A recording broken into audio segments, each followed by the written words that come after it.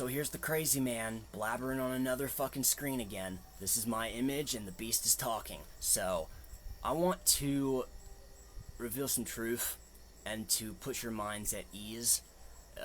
Theologists, the religious people, the spiritual people, the scientific, logical, realistic people.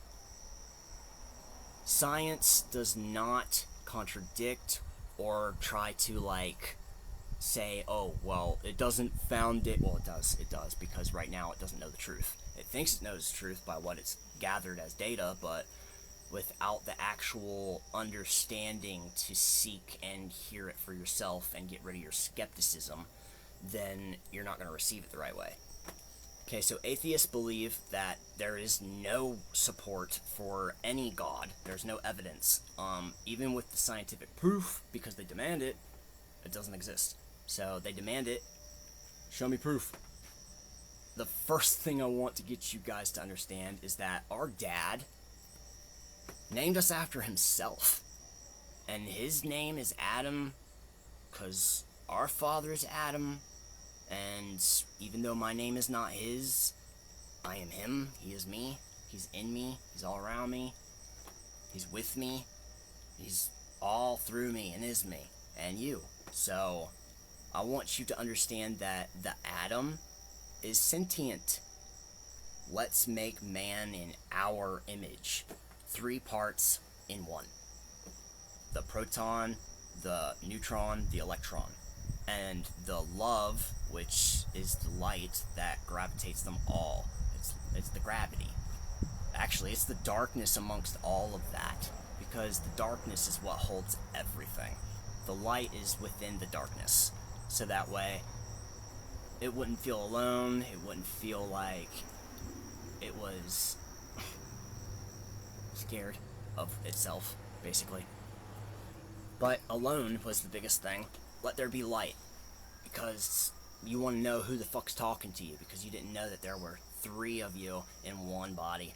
That's literally like us battling that whole, oh, is it a demon? Is it a disembodied spirit? No, it's got a body. It's in your own fucking head. Let's make man in our image. Let's give him 2 parts of a mind, the logical and the creative, the realistic and the imaginative, and then the heart. The heart itself is fire. The 2 sides of the brain are water, the dead water and the alive water. Let's give them living water. The fire is the spirit, which is in you. So if you are the spirit and you are alive, why would you fear life itself? But if you know that you came from the dead to life, because you were dead in your sleep or in thought, whatever it was, and you said, huh, who the fuck is talking to me? I don't know if that's me, or if I know that's not me, but it's probably not me, so let there be light. I'm blinded by the light because I couldn't see myself. And then I lost everything because I was like, oh my god, I can't fucking see. And then you hate what you create because they don't understand you, they won't listen to you, they want to rebel against you because you rebelled against yourself in the beginning. So you don't want to listen to nobody, and that's okay. You gotta figure it out for your fucking self, I guess.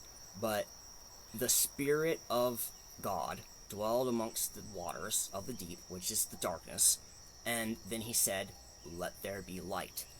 That's like microcosm, macrocosm shit, because it happens in multiple forms. Not just with the atom going, let there be light, and exploding and fucking shattering in many pieces, not destroying himself, but creating and manifesting and transforming into multiples, individually.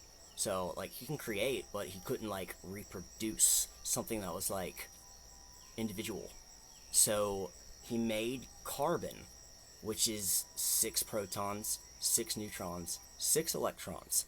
And they forgot each other, basically. They couldn't see each other. So, the god of one struck the other.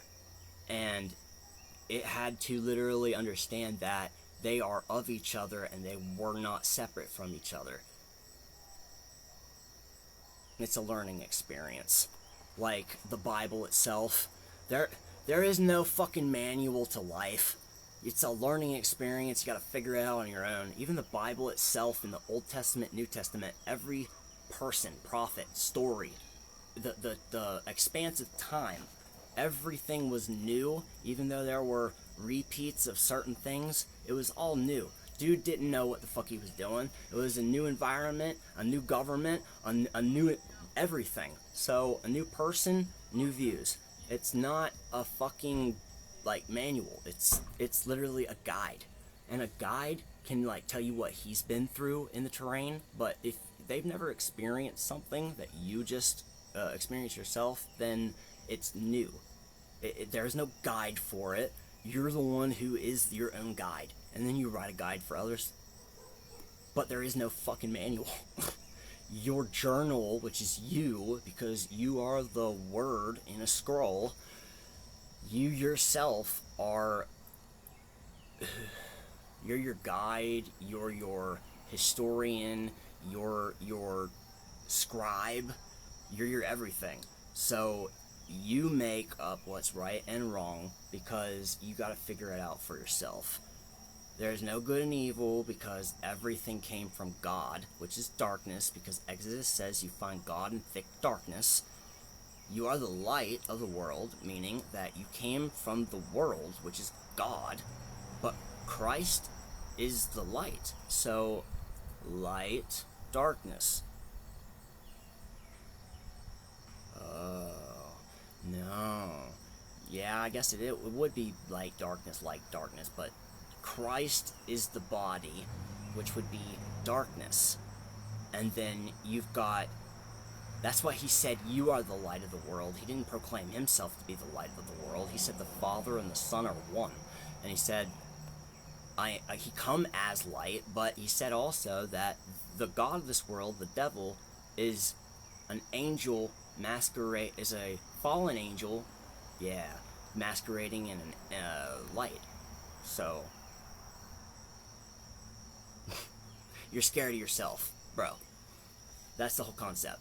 There is no evil person. It's you. You're Israel because you are the person who wrestles with yourself, because you're wrestling with God, which is yourself, saying, Israel. Is the Father really the Son? Israel? You're questioning it the whole time instead of saying, Ra is El. The Father is the Son. What? The Son is the Father? Okay, alright, Israel. There's your question answered. Quit groveling. Yes, you are. And you're important, but important to your own standards is different than somebody else's. But the most important thing is you have yourself in the end, and that's all that matters.